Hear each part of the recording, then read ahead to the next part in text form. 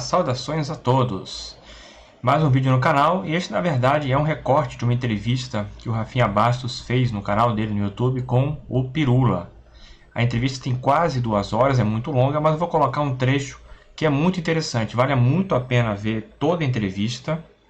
Eu vou deixar o link na descrição, realmente aconselho ver porque é muito boa. Mas esse trecho em específico é muito interessante porque é algo que eu já falo há bastante tempo. E o Pirula conseguiu trazer exemplos, até porque é bastante próximo à área dele, a área que ele trabalha, e que eu acho que são bem interessantes. Ele falou sobre descrença na ciência, como os charlatães iludem as pessoas e como funciona a crença pessoal, utilizando alguns exemplos práticos e bastante atuais. Vale a pena, dá uma olhada. Mas eu acho mais interessante dessa história toda, você como um cara que trabalha com a ciência, eu acho muito interessante que nós estamos vivendo um momento que a ciência tem que se provar. A ciência que funcionava exatamente para que a gente pudesse provar, ela entra em questionamento. Porque as pessoas se pegam nessas exceções, nesses pequenos detalhes, nessas descontextualizações, para poder derrubar argumentos comprovados cientificamente. A ciência está sofrendo nesse momento, Piru? Então, o que eu disse, me perguntaram isso daí no comecinho da pandemia. Jura? Falando... Fazer minha pergunta já fizeram. Não é a mesma pergunta. Já tirou a minha credibilidade. Eu acabei a pergunta com orgulho, eu já falei, não, já fizeram. Não. Você se tem muito em alta conta, Rafinha. Você não... Eu apenas engano bem, Pedro. Eu também. Qualquer um que senta aqui, eu pareço um gênio. Na verdade, eu sou básico. Eu também, sou a mesma coisa. O pessoal chega e fala, nossa, o cara é um doutor pela USP. Não, eu não sou nada, sou um zero esquerda. Mas o que acontece? Quando eu vi essa... quando me perguntaram isso daí sobre a ciência estar sendo atacada, e perguntaram pra mim, na verdade não é a mesma pergunta, perguntaram pra mim se a ciência sair mais fortalecida da pandemia. Acho que essa pergunta é melhor que a minha. Isso em março. Acho que essa pergunta é melhor que a minha, você me humilhou ainda mais. Março ou abril do ano passado, me perguntaram isso. E eu cheguei e falei assim, porra nenhuma. As pessoas ouvem e acreditam no que elas querem ouvir, no que elas querem acreditar. Elas estão um pouco se fudendo se é a ciência que falou, se é a religião que falou. Se é o cara da venda, o papadeiro. Se é o tio do Zap, ninguém tá preocupado com isso. As pessoas querem acreditar, as pessoas vão acreditar naquilo que elas querem acreditar. Óbvio, não é uma guerra perdida. Você consegue convencer as pessoas, desde que elas deem uma brecha. Ou desde que elas, enfim, passem a ter um interesse, alguma coisa assim. Então não é pra desistir, não vamos convencer ninguém. Mas assim, a gente tem que ter isso em conta. Então acontece, a ciência provavelmente vai passar por um período de maior credibilidade em algum momento dessa pandemia. Acredito que esse período vai começar a chegar agora com a questão da vacina. Mas isso não vai durar. Terminou a pandemia, vai continuar do mesmo jeito que sempre foi, não vai melhorar muito. E é uma coisa que, inclusive, isso daí tem vários estudos comprovando isso e tal. E nem precisaria de estudos, no próprio dia a dia a gente percebe. Mas é bom ter estudo porque poderia ser uma evidência anedótica que não é o caso, né? Eu já fiz um vídeo bem antigo, né? Chama A Diferença entre Forma e Conteúdo. Né? Eu sempre dou de exemplo um episódio dos Simpsons, que acho que é, sei lá, uma das primeiras temporadas, que é assim, a Lisa quer provar que o Bart é burro. Né? E ia ter uma feira de ciências na escola e a linha de pesquisa dela que ela ia simular, né, era que provar que o irmão dela era mais burro que um hamster. Então ela pegou um hamster e ela treinou esse hamster para uma série de coisas. Então, por exemplo, ela ensinou o hamster, né, que se ele encostasse no botãozinho X, ele tomava um choque. E o hamster ia lá, nunca mais encostava no botãozinho. Aí ela fazia o mesmo experimento com o Bart encostava, ele... e ia fazendo isso, né? Enfim, ela fazia uns 5, 6 experimentos mostrando que o Bart era mais burro que um hamster. Aí ela escreve, compila, só que o Bart, ele tem acesso a essa leitura antes dela apresentar. E aí ele fala, pô, ela tá me chamando de burro. Então eu vou ver o que eu faço. O que acontece? No dia da Feira de Ciências, ele submete um projeto. Hamsters podem andar de avião? E o que ele faz? Ele veste um hamster com uma roupinha de aviador, coloca num aviãozinho miniatura, tal, não sei o quê, e as pessoas acham ultra fofo. Então, antes dos avaliadores chegarem no projeto da Lisa, eles dão o primeiro prêmio pro Bart e falam assim, é muito fofinho, isso é uma coisa muito fofa, ai meu Deus, ai que bonitinho, toma. Né? E aí ele ganha, né? E ainda chega pra Lisa e fala, quem que é o burro? Né? Essa é uma metáfora do... E pra mim é uma metáfora, tipo forma versus conteúdo. Já que as pessoas vão acreditar no que elas querem acreditar, aquele que apresenta isso de uma maneira mais bonita, ou mais... Não precisa nem ser bonita no sentido estético, mas de uma maneira mais eficiente. Exato. Então, aquela coisa, né, que a gente vê da forma que a mensagem é passada, ela é muito mais importante do que o conteúdo. Então, é por isso que vários formadores de opinião do YouTube tiveram sucesso sendo agressivos, por exemplo. A agressividade, ela engaja mais do que o paz e amor, entendeu? Né? Às vezes você fica revoltado com coisas que você tava cagando. Até 5 minutos atrás você viu o vídeo e você fala, é verdade, puta que pariu. E, tipo, você tá sendo manipulado, né? Manipulado porque essa pessoa, conscientemente ou não, porque também não são pessoas lá muito brilhantes, né? Conscientemente ou não, elas pegaram no nervo, que é a maneira como o cérebro processa de que você consegue se engajar. Então, o que as redes sociais conseguiram fazer, né? Porque a mídia sempre fez isso, né? Você trabalhou com mídia um tempão, tal, você sabe que a mídia sempre fez isso. Só que hoje, por que as pessoas, na verdade, não as pessoas que têm um mínimo de noção do que está acontecendo, estão com saudade da época que os grandes veículos de imprensa tomavam uma conta um pouco maior, é porque havia uma mínima curadoria ali. Não, a mínima. Mínimo senso de responsabilidade, por mais irresponsável que fosse. Exato. Agora realmente é o mínimo caos. medo que fosse jurídico, que fosse qualquer coisa. Agora é o caos, porque qualquer um fala isso. Então você pega, né? Bom, o Porta dos Fundos tinha aquele exemplo lá do debate, né? Mas não precisa nem isso. Na época do Zika vírus. Na época do Zika, estavam os pesquisadores tentando mostrar como que as pessoas podiam evitar e o que podia fazer e tal, não sei o quê, e conversando com a população. E a população estava em negação com relação à vacina, com relação ao vírus, tal, não sei o quê, porque, e sei lá, e um dos vídeos que mais estavam circulando era de um cara aleatório, sem camisa, dentro de um carro, com um boné, assim, falando, não, porque isso daí é tudo para os governos, porque isso daí, não sei o que lá. E o pior é que quando você põe no YouTube, você tem uma mínima noção do alcance daquilo. Quando você coloca no Facebook, ele conta mal ou menos, mas você consegue ver. Você põe no WhatsApp... Perdeu-se. Caiu num buraco negro. Exatamente. Né? O WhatsApp é uma deep web, por definição do que é uma E é de deep web. muito fácil compartilhamento, né? No WhatsApp é tipo, mandei pra minha turma toda, de pessoas muito próximas a mim, que dão alguma credibilidade para as coisas que eu envio, afinal de contas, estão na minha lista de contatos, entendeu? Então, assim, é um contato mais próximo e mais manipulador, assim. Não, e aquilo que acontece, há um tempo atrás, quando a internet estava começando, né, eram os mais velhos falando, toma cuidado com a internet, que é coisa do demônio. Hoje é o contrário. E o que acontece? Você confiava nos mais velhos.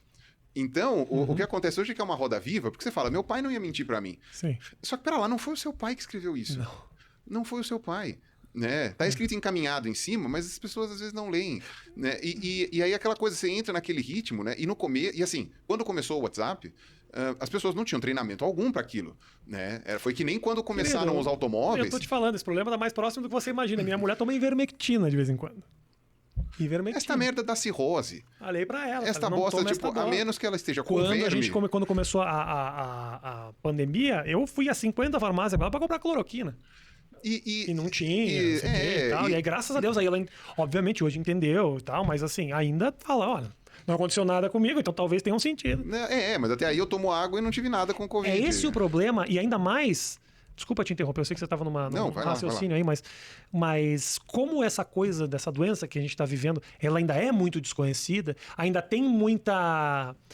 há muita pesquisa sendo feita até para poder resolver ou tentar de alguma maneira minimizar o problema. As vacinas, a gente descobre que deu um problema aqui, deu um problema ali, que aliás, surpreendente o quão pouco problema tá dando. Exato. Que poderia ter dado problemas terríveis. Foi pela emergência mesmo. Então, Foi de forma tudo emergencial. A gente tá, por exemplo, veja a curva dos Estados Unidos que vacinou pra caralho. Eu olho todo dia, porque vejo a hora de poder voltar pra lá, mas eu vejo a curva assim, hoje as pessoas dos Estados Unidos estão voltando aos eventos de basquete, UFC, não sei o quê. A vida tá voltando ao normal por uma vacina emergencial. Mas como fica com essa nuvem do tipo, ninguém sabe direito o que é, as criações, elas tomam vida. E os exemplos descontextualizados, eles viram verdades. Então, assim, porra, como é que não deu certo? A minha tia tomou a cloroquina e ela curou. Então, assim, não custa nada. E aí você começa a descobrir que as pessoas que tomaram esta merda começam a ter infarto, começam a ter derrame, começam a dar uma série de efeitos colaterais. Nebulização com cloroquina. Matou 5 em Porto Alegre. Você fala, porra, brother. Que legal. Ozônio no cu. Não, isso aí é gostoso. Isso aí não critica, não. Mas pode matar também. Mas morre feliz. Mas é aquela coisa, quando você vê... esse é o exemplo, na verdade, que é o mais difícil para o divulgador científico na história. Provar para as pessoas que o que aconteceu com ela não é a realidade do mundo todo. Sabe? Então, é aquela coisa... A primeira treta que teve com relação a isso, que foi de grandes proporções, foi quando eu recebi a primeira ameaçinha de morte. A primeira a gente nunca esquece, né? Foi quando teve o caso da fosfetanolamina em 2015, né? De um professor de química lá de São Carlos, que tinha uma pilulinha que ele distribuía há mais de 20 anos, né? Que ele dizia que curava todos os tipos de câncer. E tentou fazer uma pesquisa lá no Hospital de Jaú, foi interrompida essa pesquisa por qualquer motivo, isso ainda na década de 90, e ele continuou distribuindo porque as pessoas foram buscar. Depois de 20 anos, aquilo virou uma Nossa Senhora de Fátima, o pessoal ia lá para pegar uma pilulinha mágica, né, e depois voltava para tomar, não sei o quê. E aquilo, né? Algumas pessoas disseram que foram curadas, outras não. Mas é claro, porque quem não foi curado morreu e você não fica sabendo. Você não fica sabendo que coisa. E outra, as pessoas... O que cura o câncer? As pessoas às vezes iam, elas nem sabiam se estavam mesmo com câncer. Tipo, era aquela coisa, você não sabia quanto tinha tomado, qual era a proporção. Você tem uma porcentagem de câncer que tem remissão, que até hoje também a gente não sabe Se eu explicar. sou médico, eu ia ficar tão puto com esses curandeiros. Porra, eu me matei aqui fazendo quimioterapia, tratei deste paciente com o maior carinho, dei os medicamentos, estava disponível 24 horas por dia, filha da puta cura, e a culpa é de quem? Do João de Deus, que tá metendo o dedo no cu das pessoas. Porra, gente do céu, porque é superior. É este Deus que se fala, que Mas cura você sabe tudo. o que é? É a forma. Entendeu? Você não ia lá no João de Deus e falava lá com ele e ia embora. Você ia no João de Deus e tinha todo um clima, tinha todo um ambiente que você se sentia... A gente tem isso. Se você entra no restaurante que tem a comida mais gostosa do mundo, mas o restaurante tem a mesa descascada, tem a parede caindo, cheia de reboco, tem não sei o quê, e não tô nem falando, ele pode ser higiênico. Tipo, a comida mais gostosa do mundo, seguindo todos os preceitos higiênicos. Mas não tipo, tem brilho. Vigilância, mas é um restaurante feio, sabe, com aquelas toalha cafona na Mesinha mesa. de metal da Skol. Isso, higienizadas, todas não sei o quê, mas tipo, tudo estragado. Cara, você não leva a sério. Aí você vai num restaurante, sei lá, enfim, que seja muito famoso. Não fala do Alex Atala, porque ele vai vir aqui no programa. Não vou falar nome nenhum. Eu pensei aqui, eu falei, não vou falar nada. A comida dele é incrível. Não, até pra não ser injusto, né? Mas eu pensei num restaurante, sei lá, que seja. Você vai lá, a comida pode ser de uma qualidade muito pior, muito inferior. Mas como você chega, o ambiente é aconchegante. Pacote. Você chega e você senta, a sala de espera, temos fila, meu senhor, mas o senhor senta, a gente dá uma cortesia de um drink. O drink é bonito. Você pega o drink, às vezes aquilo lá é uma bosta. Sei lá, suco de limão com martini bunda. Você faz na tua casa gastando R$2, os caras estão te dando um de brinde, o segundo sai por 47. Sim. E você... Mas aí a experiência é completa. Então, mas a experiência tem o seu valor. Lógico que tem. Só que aí o João de Deus ganha. É isso que eu tô falando, entendeu? Nessas horas, a gente tem que tirar a experiência da pessoa e provar que ela tá sendo enganada por essa experiência. Isso é foda pra caralho de fazer. E quando você tinha essa coisa da fosfetanolamina, não era nem que era bonito. Porque os caras foram descobrir o laboratório do professor, era uma funilaria aquilo ali. Era um laboratório de química, não era uma farmacêutica. Sim. E o cara era bem intencionado, ele não era um bandido. Quer dizer... Ele cometeu crimes, o que poderia defini-lo como bandido, mas ele não era um bandido no sentido de quero ferrar as pessoas. Ele achava que ele estava... Ele até já morreu. Ele achava que ele estava ajudando as pessoas. E para convencer a galera de que aquilo ali não estava curando o câncer. Eu fui chamado de insensível, de monstro, de que tava querendo que as pessoas morressem, que tava pouco me fudendo pra quem tinha câncer, que queria não sei o quê, que tava querendo atrasar a ciência, que eu era pago pela indústria farmacêutica, não sei o quê. E isso que eu nem fui o de maior destaque na época. Quem sofreu mais nessa época foi o Drauzio, né? Que chegou a ficar até com uma certa preocupação de, tipo assim, não, das críticas, porque ele cagou pra isso, né? Ele fala... E alguém agrediu o cara mesmo. Não tenho mais nem idade pra me preocupar com isso, mas tipo assim, mas de fato. Agora... Isso é uma coisa que me deixou bem incomodado na época, porque nós éramos vozes clamando no deserto. Né? Todo mundo ficou a favor do professor. Convocaram, e o fato dele ser professor da USP nessas horas, né? Não interessa que você pegue 400 professores da USP falando o que ele está fazendo está errado. Não importa. O título dá alguma credibilidade. Porque as pessoas acreditam no que elas querem acreditar, entendeu? É a mesma coisa com a mudança climática. Você pega 400 professores falando, isto acontece. Um filho da puta fala, não acontece. É professor também. As pessoas vão falar o quê? Olha, eu quero acreditar num cara que seja professor da USP. Olha, todos esses 1000 professores estão falando uma coisa que eu não acredito. Então, agora, esse professor da USP fala o que eu acredito. Você vai duvidar de um professor da USP? Sim. E aí vira isso, entendeu? Eu tenho a impressão, Pirula, eu posso estar completamente equivocado, de que as pessoas, elas têm muito mais facilidade para acreditar em algo do que desacreditar, por mais absurdo que seja.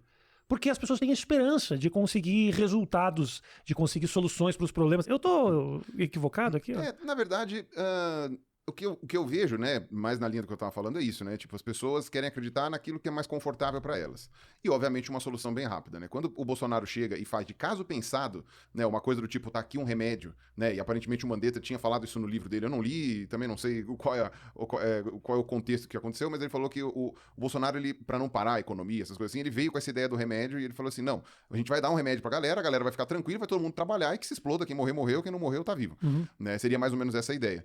E Então, quer dizer, é uma solução mágica que ajuda as pessoas a resolver um problema que elas estão tendo naquele momento. Então, de fato, é mais fácil você enganar as pessoas, né? Acho que talvez o ponto seja esse. É mais fácil você enganar as pessoas do que convencer as pessoas de que elas foram enganadas. Foi alguém muito importante que falou essa frase, e eu não vou me lembrar Pirula, quem é. chama. Pirula. Acabou de falar. Surrupiei a frase para mim. É sério, eu não vou... Eu sinto, o Bolsonaro, ele age muito em cima dessas esperanças absurdas, né? Agora... Eu diria que muitas lideranças agem nessas questões absurdas, né? E, por exemplo, de charlatão também o mundo tá cheio, né? Então, tipo, quem vende cura milagrosa, né? Como eu falei no professor lá da USP, lá da cura do câncer, né? Que depois se mostrou infundado, né? Aquilo mexe na dor da pessoa. Que nem aquela galera que vende curso pra Hotmart, né? Tipo assim, não, olha, você tem que tocar a dor da pessoa, Isso, né? Aquela coisa assim. Pô, se a pessoa tiver com hemorroida, eu não quero tocar a dor da pessoa, mas tudo bem. Não quero chegar perto. Mas seja como for, quando você coloca nesse contexto, né? Qual é a dor das pessoas? Não poder trabalhar, ficar doente, tal, não sei o quê. Você dá um remédio e fala que não vai deixar ninguém sem trabalhar, aí as pessoas ouvem o que elas querem ouvir. As pessoas querem ouvir o quê? Que o mundo não tá esquentando por culpa do ser humano. Eu não preciso, então, sei lá, trocar o combustível, eu não preciso investir em energia limpa, eu não preciso fazer nada disso. É muito mais fácil tocar do jeito que tá, entendeu? O tal do remédio do câncer não funciona. Não, mas eu quero acreditar que funciona, porque eu tô desesperado, né? E aí você mexe também com a questão de saúde, você tem a questão do desespero, né? A pessoa tá com medo, né? Tá com aquela coisa que às vezes já morreu um parente e ela também pegou a doença, então fica aquele desespero e tal, né? E aí, se o Bolsonaro falar que, sei lá, cenoura na orelha cura, vai estar todo mundo andando com a cenoura na orelha, entendeu? Como vocês podem ver, realmente bem interessante o que o Pirula falou. É até um tema que eu posso até utilizar como live no canal, quem sabe não convide alguém ligado à área da ciência para falar mais sobre isso. Se você gostou do vídeo, curte, compartilha, não esqueça de inscrever-se no canal e também ativar o sininho para receber notificações quando tiver novos vídeos.